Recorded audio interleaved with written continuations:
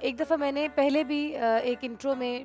Programme کے ذکر کیا تھا کہ ہم سب ارواح جب روئے زمین پہ اترنے سے پہلے اللہ تعالیٰ کے سامنے ہم سب حاضر ہوئی تھیں، اور ہم نے وعدہ کیا تھا اللہ تعالیٰ کے ساتھ کہ ہم ان تمام احکامات پہ پورے اتریں گے جو اللہ تعالیٰ ہم سے چاہتے ہیں۔ اور جب ہم زمین پر آئے اور ہماری روحانی اور ظاہری دنیا میں ایک پردہ حائل ہو گیا تو ہم ان وعدوں کو بھول گئے یا کہیں نہ کہیں شیطان کے اس میں آ گئے، بہکاوے میں آ گئے، اور ہم ادھر ادھر کی دنیاوی چیزوں میں لگ گئے، گناہوں میں پڑ گئے، جس کی وجہ سے ہمارے اندر ایک اضطراب پیدا ہو گیا، ایک بے چینی پیدا ہو گئی۔ مگر کیونکہ روح تو وہی ہے نا، روح تو اللہ تعالیٰ نے ہمارے جسموں کے اندر پھونکی ہوئی ہے، تو وہ تو بے چین رہنے لگی اور اپنے وعدے کی طرف وہ کھنچاؤ محسوس کرتی رہی جو وہ کر کر آئی تھی۔ اچھا جناب، جب انسان کھانا نہیں کھاتا تو انسان کا جسم کام نہیں کر پاتا، کمزور ہو جاتا ہے، لاغر ہو جاتا ہے، مرنے کو ہو جاتا ہے۔ یہی حال ہوتا ہے روح کا جب تک اس کو ذکر الہی سے تر نہیں کیا جاتا۔ روح بھی ہماری لاغر ہو جاتی ہے، کمزور ہو جاتی ہے، بیمار ہو جاتی ہے۔ تو زندگی میں وہ وقت آتا ہے، اور ہر انسان کی زندگی میں ڈیفرنٹ ٹائم پہ آتا ہے۔ کسی کو بہت جلدی آ جاتا ہے، بہت ہی چھوٹی عمر میں آ جاتا ہے، کسی کو جوانی میں آتا ہے، کسی کو بڑھاپے میں جا کر آتا ہے۔ جب اس کو یہ احساس ہوتا ہے کہ میں زندگی میں وہ کام تو کر ہی نہیں رہا تھا جس کے لیے مجھے بھیجا گیا، یا میں زندگی میں سب کچھ حاصل کر لیا۔ میں نے ان لوگوں کو بھی دیکھا جو زندگی میں اس مقام پہ کھڑے ہوئے ہیں اور ابھی بھی ان کا دل جو ہے یا روح جو ہے وہ کچھ نہ کچھ ڈھونڈ رہی ہے، تو ان کو پتہ ہی نہیں ہوتا کہ وہ کچھ جو ڈھونڈ رہے ہیں، جس کے لیے ان کو بے چینی محسوس ہو رہی ہے، وہ کیا ہے۔ ایک وقت پھر یہ آتا ہے آگے جا کے کہ ان کو پتہ چلتا ہے کہ میں تو خدا کی تلاش میں تھا، جس کے لیے مجھے بہت بدلنا پڑے گا، کیونکہ اللہ تعالیٰ کا نور جو ہے وہ ہمارے قلب میں داخل ہوتا ہے، تو اس قلب کو بھی، ہماری روح کو بھی پاک و پاکیزہ ہونا چاہیے، کیونکہ ایک گندی جگہ پہ، گندے گھر میں بھی ہم اپنے مہمان کو نہیں بلا سکتے، ایک ادنا سے مہمان کو نہیں بلا سکتے۔ تو جہاں اللہ تعالیٰ کا نور داخل ہونا ہے، جہاں سے ہم اللہ تعالیٰ کا ذکر کرنے والے ہیں اپنی روح سے، اپنے قلب سے، ہم اس کو گندہ کیسے رکھ سکتے ہیں؟ یہ روحانی بدلاؤ ہوتا ہے، یہ وہ پوائنٹ ہوتا ہے زندگی میں جب ہم روحانی بدلاؤ کی طرف جاتے ہیں۔ اچھا، اب یہ روحانی بدلاؤ بھی لوگ بہت سارے ایکسپیکٹس میں دیکھتے ہیں۔ کوئی انسان جناب ریکی کرنے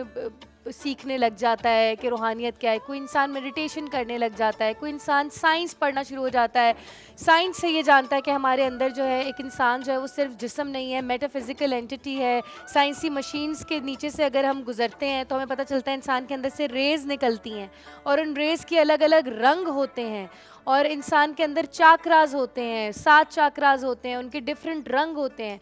تو یہ ساری چیزوں کے اندر لگ جاتا ہے، مگر یہ ساری جب ایک منزل طے کر کے انسان آتا ہے نا، تو اس کو پتہ چلتا ہے کہ اصل جو روحانیت ہے، اصل جو حق ہے، وہ عشق الہی میں ہے، معرفت الہی میں ہے۔ اور ایک اور بھی میں آپ کو بات بتاؤں کہ یہاں پہ کہ جو ویسٹرن اسپریچولیزم ہے، جیسے کہ جو جسے کہہ لیں جو انگلش اسپریچولیٹی یا انگلش روحانیت ہے، جس کی طرف ہمارا معاشرہ مائل ہو رہا ہے، ابھی لوگ میڈیٹیشن کر رہے ہیں اور یوگا کر رہے ہیں اور پتہ نہیں کیا کیا کر رہے ہیں، وہ جو ہے وہ آج نکلا ہے، یا آج کچھ 100 سال پہلے نکل گیا ہوگا، مگر 1400 سال پہلے میرے نبی اکرم آقا صلی اللہ علیہ وآلہ وسلم ان باتوں کے بارے میں بتا کے ہمیں چلے گئے۔ ایک اور بات میں آپ کو بتاؤں کہ اس انگلش روحانیت، میں ایک ٹرم یہاں پہ یوز کر رہی ہوں صرف، انگلش روحانیت یا ویسٹرن روحانیت، اور ہماری دین اسلام میں جس سے شریعت اور روحانیت کہا جاتا ہے، اس میں کیا فرق ہوتا ہے؟ یہ بالکل ایسا ہی ہے کہ جیسے ایک پہاڑ کے اوپر ہم لوگوں نے چڑھنا ہو، اب پہاڑ میں جو ہے راستے میں جو ہے وہ رکاوٹیں بھی آتی ہیں، پتھر ہوتے ہیں، ڈائریکشنز کا نہیں پتہ ہوتا ہے۔ جو انسان شہری علاقے سے جائے گا، پہاڑ کے اوپر اس نے چڑھنا ہے، اب اسے کیا پتا کہ کہاں کون سا موڑ ہے، کہاں چٹان اونچی ہے، کہاں سے گرنے کا اندیشہ ہے۔ تو جب ہم دوسرے طریقوں سے اپناتے ہیں روحانیت کا فائدہ جسے کہہ لیں، یا روحانیت کا طریقہ، تو ہمارے پاس وہ سائنز اور سگنلز نہیں ہوتے کہ بیٹا یہاں رکنا ہے، یہاں تم نے ٹھہر جانا ہے، یہاں کچھ آرام کر لو، یہاں سے تم سیدھے ہاتھ پہ مڑو گے۔ وہ ڈائریکشنز اور وہ رولز، وہ جس رولز کو آپا اردو میں کیا کہیں گے،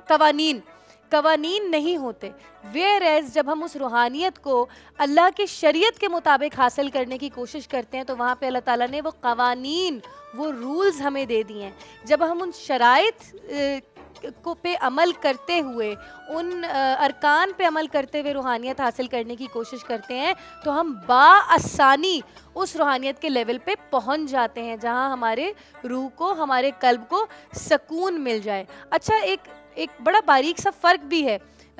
دو قسم کے لوگ ہوتے ہیں جو روحانی فیض حاصل کرنا چاہتے ہیں, روحانی بدلاؤ حاصل کرنا چاہتے ہیں. ایک وہ لوگ ہوتے ہیں جو کہ ایک روحانی مقام حاصل کرنا چاہتے ہیں, وہاں پہ بھی ان کی انا ہوتی ہے, وہاں پہ بھی ان کا تکبر کہیں نہ کہیں ہوتا ہے, نیکی کا تکبر ہوتا ہے. ایک وہ لوگ ہوتے ہیں جو کہ صرف